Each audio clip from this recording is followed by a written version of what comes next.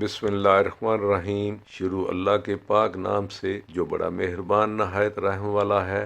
हज़रत आयशा फरमाती हैं कि मैं फ़ख्र नहीं करती बल्कि बतौर वाक़या कहती हूँ कि अल्लाह ने दुनिया में 9 बातें ऐसी सिर्फ मुझको अता की जो मेरे सिवा किसी को नहीं मिली। ख्वाब में फरिश्ते ने मोहम्मद सल्लल्लाहु अलैहि वसल्लम के सामने मेरी सूरत पेश की।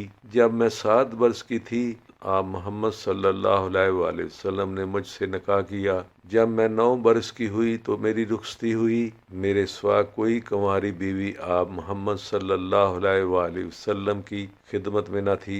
आप मोहम्मद सल्लल्लाहु अलैहि वसल्लम जब मेरे बिस्तर पर होते तब भी वही आती थी।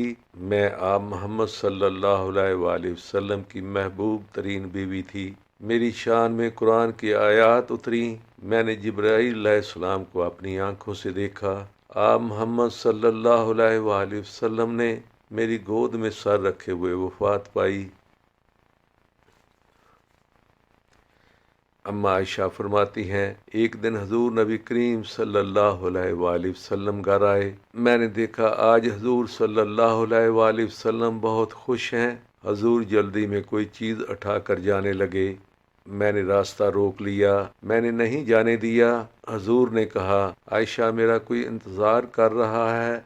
अम्मा आयशा ने कहा, हजूर लोग तो आए ही रहते हैं, मेरी भी बात सुन लें। हजूर ने फरमाया, अच्छा बताओ क्या बात है। तो अम्मा आयशा ने बताया कि मुझे मेरे वालिद ने कहा था जिस दिन हजूर को खुश देखो तो मेरी और अपनी बख्शिश की दुआ करवाना। हजूर सल्लल्लाहु अलैहि वसल्लम ने हाथ उठाए, ए अल्लाह आयशा और अबू बकर को इज्जत वाली जिंदगी अता फरमा।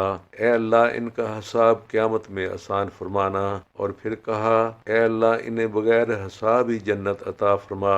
हजूर सल्लल्लाहु अलैहि वसल्लम दुआ मांग चुके तो पूछा, आयशा खुश हो गई हो? जी हजूर मैं खुश हो गई हूँ। हजूर उठकर जाने लगे तो वापस लौट आए और कहा, आयशा मेरी दुआ सुनकर रो रही हो?